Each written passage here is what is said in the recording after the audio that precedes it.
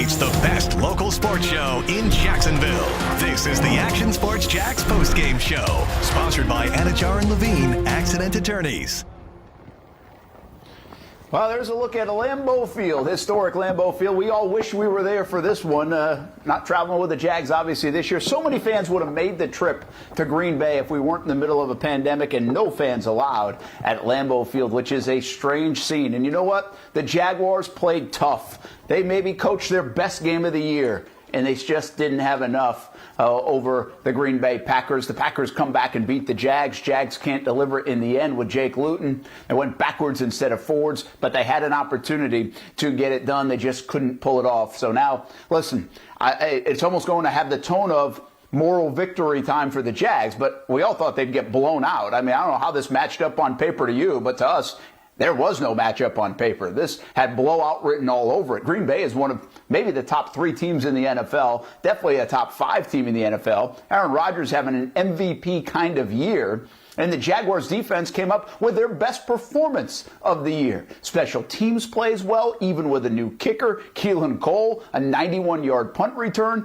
And Jake Luton and James Robinson, that offense, did some good things. Luton struggled for most of the day on a windy day at Lambeau Field in start number 2 of his NFL career. In the end, the Jaguars lose 24-20. They've now lost 8 in a row. That's the reality of the situation. And the Jaguars still, if you're kind of rooting for this kind of thing, sitting in the second spot for the NFL draft in 2020. But again, I think it's worth noting a couple of things here before we hear from Doug Marrone and some of the others up there in Green Bay, that since the Jaguars bye week, I think you really have to credit Doug Marrone and the coaching staff for what they've done. I thought they coached a heck of a football game last week. They had a 300-yard passer with a rookie quarterback making his NFL debut. James Robinson almost had 100 yards and had a career high in carries. And DJ Chark, they got him the football, had almost 150 yards. Well, this week, I think they did the same thing. I thought they put a game plan together that was great. Todd Wash, maybe one of his best performances as a Jaguars defensive coordinator, quite frankly. And we're starting to see some young players show up. The defense looked a little better in the second half last week. They looked pretty good overall, I think, in this game against the Packers. Sign me up to hold Aaron Rodgers to 24 points on the day. And nonetheless, the Jaguars lose. Some good things coming about, though, and that's what this second half of the season is about. It's not going to be about a lot of wins. It's about seeing some good things. If we take a look at some of the stats, the Jaguars right in the middle of this thing in the first half. We'll take a look at the schedule first. That's fine. And look what's ahead, right? The Steelers are next week. The Browns, on a windy day, didn't score any points, but still won and beat the Texans. The Vikings are playing better football. We know what the Titans are, and the Ravens. I mean, this is the murderer's row of the Jaguars' schedule. And Chicago and the Colts would loom late in the year and look like the best chance. But, you know, this Packers game, there were 2 touchdown underdogs. Now, all of a sudden, against the Steelers and the Browns, and you're like, well, if they could play that way, maybe they could hang in there and pull out a W. Here's the problem. The Jaguars and getting W's, not really a thing. They have now had a lot of L's. Here are the halftime stats now. And look at what happened in the first half. And the Jaguars, again, on the strength of the big touchdown return on the punt, they only had 99 yards. The Packers, it was a ho-hum 16 of 20. I thought the Jags did good defensively. You look up, and Aaron Rodgers was 16 of 20 for 200 yards and a touchdown. Luton really wasn't doing much. He had an interception. You could say Tyler Eifert slipped. I still think that might have been picked off, even though the announcers didn't agree with me there. And James Robinson continues to do his thing, and he did so once again in this football game. If we have more numbers, let me know, but we'll get to Doug Marrone. We'll hear from some of the Jags. I still think this game was more about the Jaguars' defense. This is a defense that for 6 straight weeks had given up 30 points or more. That's a franchise record. Last week, they only allow a touchdown in the second half to the Houston Texans, who have a pretty good offense. Well, now this week they hold Green Bay to 24 points. More on the defense in a moment. Here's some more information for you from the first half. 90 yards actually will go down as a 91-yard punt return, longest in Jaguars history. And Aaron Rodgers, this is something you got to be careful of him running it in. We thought for sure, I thought in that moment they were trying to get it to Mercedes Lewis, the former Jag, but he was able to walk into the end zone for a touchdown. And see Devon Hamilton's first career sack? I think Devon Hamilton, and as we switch the tone to the defensive side, continues to play really good football for the Jaguars. If you want to go back before the bye week, take last week's game against Houston and this week's game against Green Bay, I feel like I'm seeing 52 a lot. He didn't get off the field once. That hurt. But Aaron Rodgers will get a lot of folks doing that, and he got the 12 men on the field. But the rookie out of Ohio State, third-round pick, in a weakness of the Jacksonville Jaguars, which is the interior of their defense, Devon Hamilton, number 52, I think has been playing excellent football the last 3 weeks. And that's what this is all about now, the final 7 games of the year. Look at number 20, Daniel Thomas. Thought he played pretty well. You know what? C.J. Henderson is going to have ups and downs, partly because he's going against the best receiver in the game, perhaps right now, in Devontae Adams. I thought he played well. Yeah, he missed a tackle, but he also made a nice tackle. He was physical. He punches a ball out that could have been a reception. He does a lot of nice. Actually, he forced the fumble that Myles Jack ends up picking up. So a little bit of a mixed bag. He gives up the touchdown to Adams on a very nice catch. Maybe had to cover for way too long. So again, this isn't going to be flawless football by the Jags. If you're expecting that, well, you're not being realist at all. But I think the growth of the young players, and we saw that today. Devon Hamilton, there were some brighter moments from C.J. Henderson, Daniel Thomas, who's playing safety, doing a good job. I think that's what this is all about. And from that point of view, it was a pretty good day for the Jags. Doug Marrone still with his 8th consecutive loss. Jags now 1-8. He's at the podium in Green Bay. Evaluating the other games, but I thought our we came out there and we came up short. What are your overall thoughts about the game, please? I'll probably answer everyone's question right now, but I thought coming out early, I thought our defense really did well. You know what I'm saying? Being able to stop them. I thought, when it worked out where we got them out and we were able to get good field position on 2 drives that I thought maybe we should have came out with points, and we didn't come out with points on it. We continued. We didn't. I thought we were running the ball well, but we couldn't continue to stay on the field in the first half on third downs, which we were 0 for 4. I think that would have helped us, if we were able to pick those up, and they seemed like they were manageable at that time. Thought the special teams kept us in the game. Thought Logan, was doing a good job punting. And obviously, Keelan Cole with the big return, outkicked the coverage. Keelan took advantage of it. Good job by everybody on that team and got the game close. Then we gave up the long play, the 78-yard touchdown. That was tough. We just got beat. Just ran by us in 3 deep. And then after that, I thought we could have got off the field on a third down where they scored the other touchdown if we just tackled back in the flat. We weren't able to do that. I thought coming out, I thought for sure they would take the ball in the wind, because the wind played a factor in the fourth quarter. Once they didn't do that, I thought, okay, if we could survive this third quarter, we'd have a really great chance of winning this football game. We survived the third quarter, went into the fourth quarter. We had some tough penalties that reduced a touchdown to a field goal. That was a 4-point swing. That was disappointing. We missed some plays. I thought overall, you're going to ask me about Jake. I thought overall he did well. I'm sure there's things he could take. He threw the pick. Tyler slipped. We had a search. Chris slipped. And pretty much at the end of the game when we needed to get something done, I thought the line did a good job all game. And I thought at the end we gave up too much pressure and we weren't able to get the ball down the field. That's pretty much how I feel about the game. Thank you. You're welcome. Thanks, Hayes. Let's go to John Shipley and then Gene. Coach, you mentioned it a bit, but just how much of a factor was the wind during the game, whether it was in terms of decision making or play calling? Well, I think if you watch the game, you know what I'm saying? I mean, with the way the field position, with the way the punting, with the way the kicking, the wind was swirling. Normally, actually, it was a across the field wind, which you don't usually get here in Green Bay. So that was a little bit different. So yes, it did have, at least for me, I felt that it did have an effect on the game. Thanks, John. Let's go over to Gene and then Mia. Doug, I was curious as to why twice in the fourth quarter we had a first down at midfield with about 5.5 minutes to go, 3 straight passes by Jake. You get the ball back, you're at the Green Bay 36, and you have plenty of time because you still have the 2-minute warning. Why you didn't have James Robinson running the ball when time was actually on your side? Well, again, that's a good point. We ran it on the 3rd and 1, on the last series, to get the first down, to get another 4.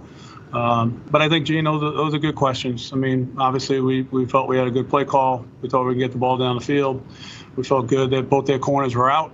But again, when it doesn't work, I totally agree with you. That's something that, we'll go back and probably should have run the football. And, you're right. As a follow-up, obviously every loss is frustrating for varying degrees. This one, any more than some of the others, just because you really had a chance to win the game, and your team overall played really well. I want to make sure I answer this the right way.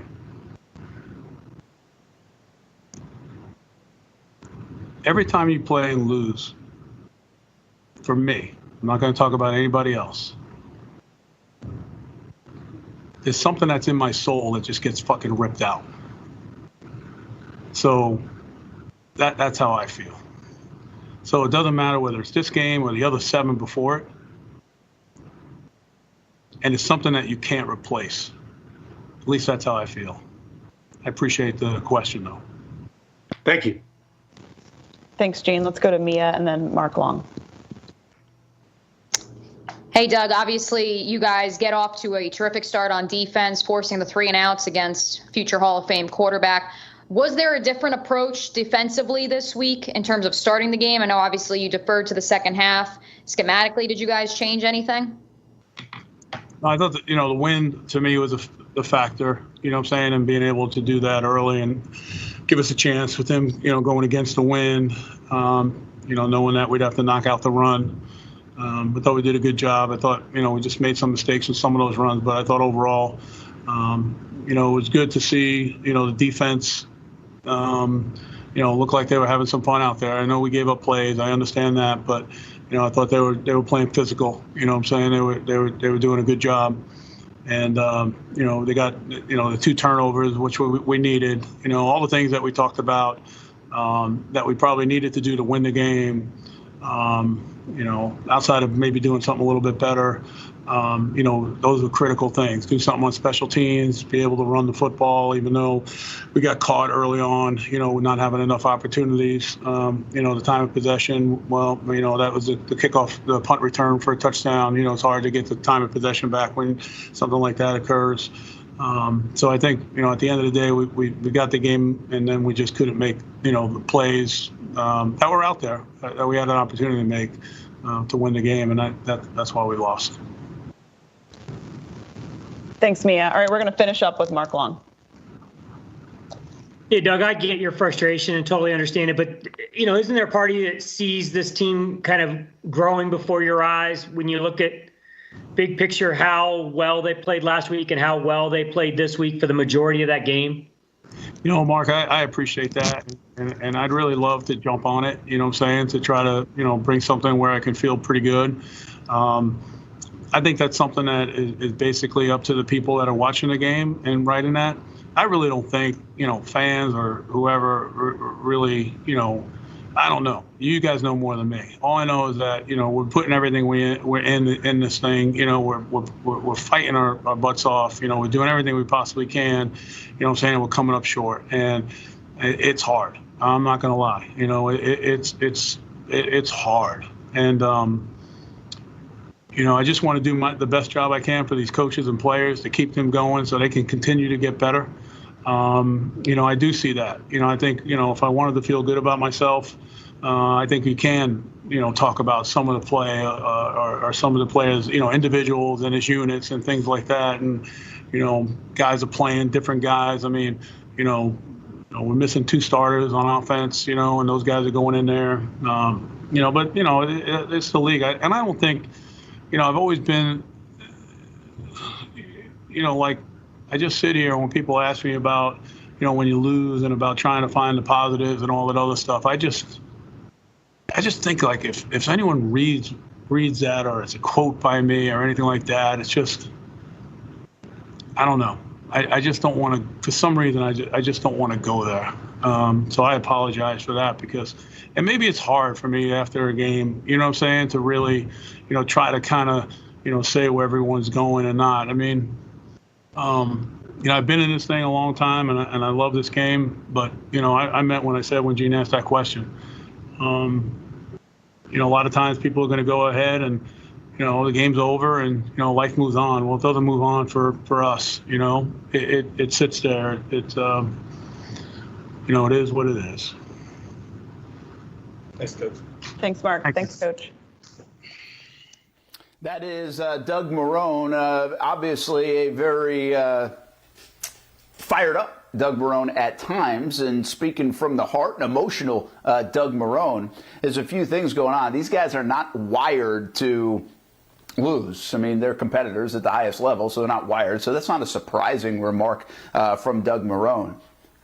But keep in mind, they helped build this situation with ripping down this roster and making it young. So more on that in a bit. But Jake Luton now at the podium. Pretty tough day for the rookie. Showed some moments, but not enough.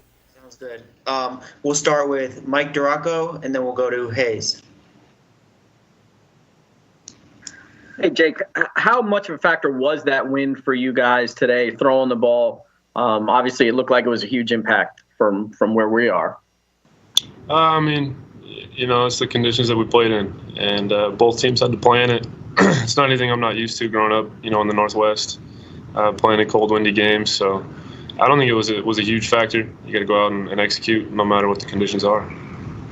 And can you just kind of walk us through that last 2-minute drive there at the end? I mean, it seems like you guys were getting a little bit of momentum, and then things just kind of snowballed there at the end.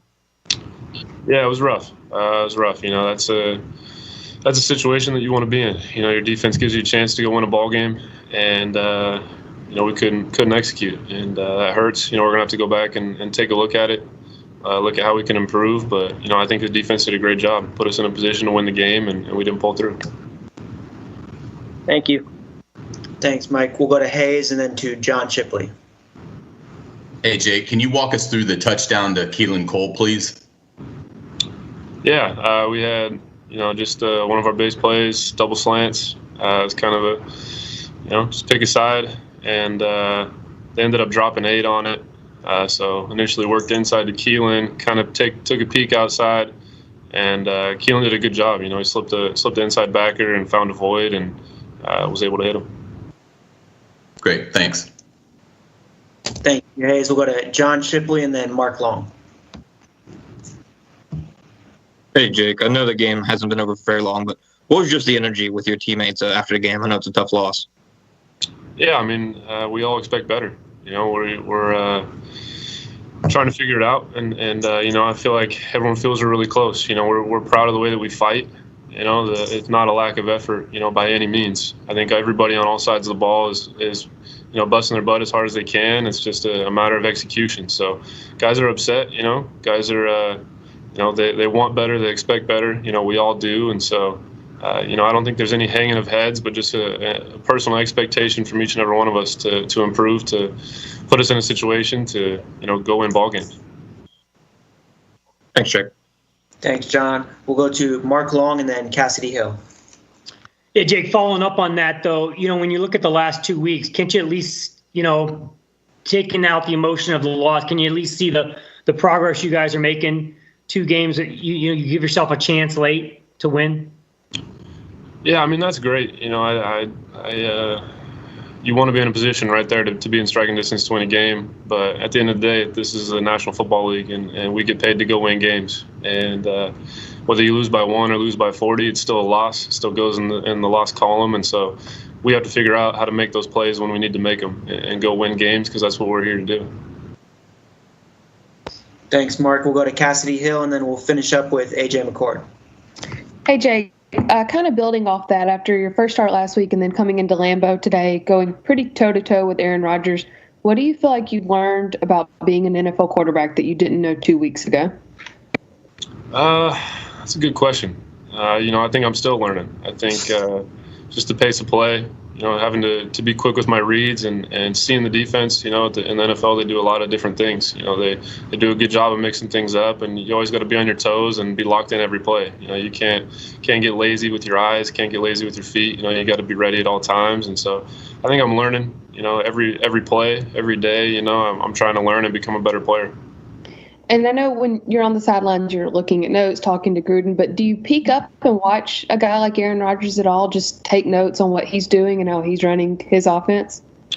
Yeah, I mean, there was a couple times, at the end of the half, clock's running down. I can kind of, wasn't expecting really to get the ball back, so just kind of stand up and watch him for a second. I'm trying to be locked in with our game plan as much as possible, not really worried about what the other offense is doing. But there was a couple times I got to peek up and look across and see one of the greatest quarterbacks to really ever put on a uniform. So it was pretty cool. Thank you, Cassidy, and we'll finish up with AJ McCord.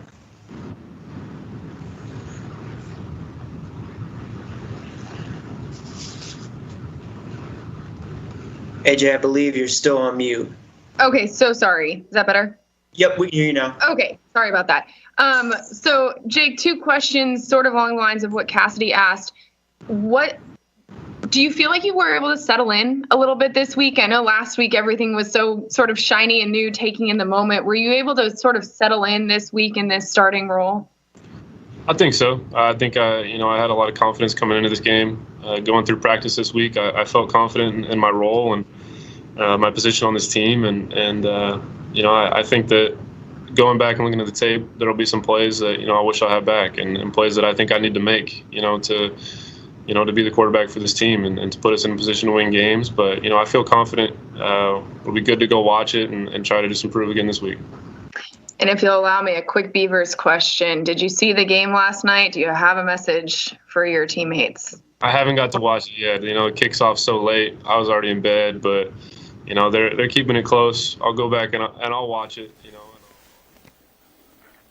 All right, it's Jake Luton getting asked an Oregon State question, of course, a reporter from out there in Oregon following Luton. And we have a similar situation with the media up in the Midwest and Illinois following James Robinson, as they should, because this guy, how special is this kid? I mean, he's been so fun to watch. Hit the hole a couple of times, like, wow. Had over a 100-yard day once again. 25 carries last week, 23 carries this week. Here's the numbers on James Robinson. 109 yards, 327 yards rushing last 3 games. Now, listen, I think they can get him more involved in the passing game. I know they tried the one that he dropped, and whether it was Robinson's fault or just a bad throw, it kind of looked like from Luton. I still think the screen game and him in some space because of his vision would be something I'd like them to do more. That's just me being a bit greedy and want to see number 30 with the football more often. Hey, one other note here. He had 2 touchdowns called back because of penalties from the Jacksonville Jaguars. So those were big moments in the game as well, though they eventually scored on one of those possessions, scored a touchdown. So James Robinson continues to play well. Hey, let's check in with Keelan Cole real quick and look at his numbers, because Keelan Cole's had a nice year. Last couple of weeks, he's kind of been in hiding a bit. Well, here he comes again, and now touchdown catch. And also this big punt return, 91 yards, the longest in franchise history. What a spark that gave the Jags. I mean, the Jags didn't have an advantage in any part of this game. They gave themselves an advantage in special teams. With this, Chase Mclaughlin did a nice job with 2 field goals, and the Jags end up getting it done. By the way, nice little shimmy. A little dead leg, as they call it, by Cole to the punter at the end of this, because you don't want to be tackled by the punter at the end. It's like nothing else happened if you get tackled by the punter. Keelan Cole returned for a touchdown, also had a touchdown catch in this football game. Let's stay on special teams for a moment, just to kind of wrap up this show and put a bow on things in the next few minutes. Chase Mclaughlin, I think, did a nice job. I mean, the Jags' kicking situation is dire, right? This guy was signed off the Minnesota Vikings practice squad. He couldn't be activated until Saturday afternoon once he went through the COVID-19 protocols. And once he got on a plane and basically he doesn't know anybody. I mean, I still think that scene would have been fantastic to see. Like, people on that plane must have been like, who is this guy? Well, he's your kicker. And he ends up with 52-yarder to start the game. I actually thought they shouldn't even kick in that situation. It was a 4th down and maybe 4, and they kicked 52-yarder, and he nailed it, even though with all the wind going on. So the Jags took a 3-0 lead. He ends up hitting another field goal later and does everything he needs to do. So Mclaughlin is a nice find for the Jaguars. As bad as it's been for the Jacksonville Jaguars at kicker, their 6th kicker of the year, was pretty good this time around. I mean, look what they've gone through, right? Josh Lambo now on IR 2 different times he's done for the season. Brandon Wright didn't get it done. He ends up hurt. Steven Hauschka was awful. Stuart Weber was able to kick a 25-yarder. Steven Hauschka wasn't, and he was released. John Brown, who, by the way, I think is back on the practice squad. Aldrich Rosas been suspended by the league. He's been up for a moment or two, and now Chase McLaughlin. Now, you know what? This guy did pretty well, so maybe he'll get another chance. You know, I want to go back to Doug Marrone real quick, and if we get somebody else in on our postgame show, we'll do that. If not, we'll have it all for you tonight in Action Sports Jax Primetime. But I think this is important. If you listen to Doug Marrone on the postgame show, he was pretty fired up when asked about losing. See, there's this perspective in town right now, and I think a lot of us have it, and this is the way it is. The Jaguars could get a franchise-changing quarterback with the first or second overall pick in next year's draft. That's a reality. Right now, they sit in the 2-hole. The Jags have lost 8 in a row. Why win? Right? Why? Developing, looking good, being entertaining, that's important. But winning and losing a chance to get one of those 2 quarterbacks might not be the best thing. But to stay down in that AFC South, to stay down toward the bottom of the NFL right now, record-wise, could be beneficial in the long run. Well, Doug Marrone doesn't want to hear that. Of course he doesn't. He's not going to have a job next year, most likely, if they lose the remainder of these games, if they don't start turning it around and figuring it out. I think they've coached very well the last couple weeks. They just don't have a very good team. And so while he gets fired up about that because he's not wired like that, I think it's important also to note that Doug Marrone, Dave Caldwell, and Shad Khan built this situation. They built this situation. They got rid of Calais Campbell and A.J. Boye and others. The Jaguars, they didn't have to go this young. They drafted 12 rookies. They signed 4 more. They got rid of a lot of veteran players. They cleared a lot of cap space. They chose to go this route. And then they told us that they really liked their football team and thought they could win. And then they win the first game and look decent in the second game. And since then, it hasn't been good. A couple of good efforts the last couple of weeks, but no wins. Well, they built that situation. So Doug is going to get asked about that situation. I appreciate he doesn't like losing. I appreciate that they want to develop this talent, but that's not top of their mind after a loss because the losses sting. I know they're trying to win games down there. They're not trying not to win games down there. But they built this situation where we ask, hey, what about these young guys, though? I know you lost.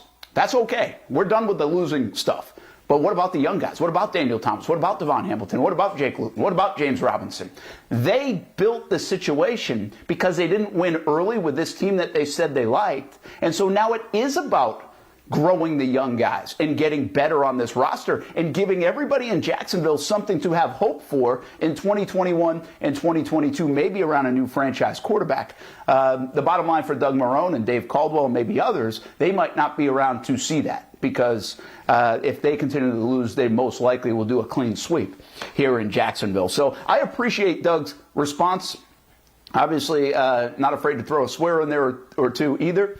And that's how they're built. I get it. But they have set this situation up. I think it's important to make that clear. And so the questions are warranted. And the way we look at this football team certainly is fair from our point of view, from the fans' point of view, and probably from the owner's point of view right now. We don't know what he's thinking. But if I was the owner of the Jacksonville Jaguars, I'd be saying, you know what? That was a heck of an effort. We appreciate it. It was a good coaching job. Players, a lot of young guys did well. I can see a bright future ahead, but these losses are going to get us better quicker down the road. I don't know what he's thinking, but you got to see the big picture now because guess what? In the immediate, in the right now, they're 1-8. They've lost 8 games. They're not going anywhere. So how do you get better quicker in 2021 and 22? There's a schedule that lies ahead. The Steelers are at home next week. Steelers are undefeated. They play the Cincinnati Bengals right now, so we'll see how that shakes out. We'll talk more about this coming up tonight. Action Sports Jax primetime, 10:30 on Fox 30, 11:30 on CBS 47. Dustin Johnson wins the Masters. We'll have that for you. The complete day in football. Kyle Trask and the Florida Gators are just clicking on all cylinders, so we've got a lot to talk about tonight. Action Sports Jax primetime, 10:30 on Fox 30, 11:30 Saturday on CBS 47. Listen, it was a good football game today on Fox 30. Jaguars don't get it done. Played pretty well, coached pretty well. They still lose 24-20. Similar situation last week when they lost to Houston 27-25. They're now 1-8. They've lost 8 games in a row, and we'll talk all about it tonight. Hope you have a good rest of your afternoon, everyone. Thanks for joining us on the Jaguars postgame show right here on the Action News Jax app and Facebook page. Beautiful day in Northeast Florida. Not windy, not 30 degrees. No. We got low 80s. Go enjoy the rest of the day. We'll see you tonight on Primetime. It's the best local sports show in Jacksonville. Thanks for watching the Action Sports Jax postgame show, sponsored by Anajar and Levine Accident Attorneys.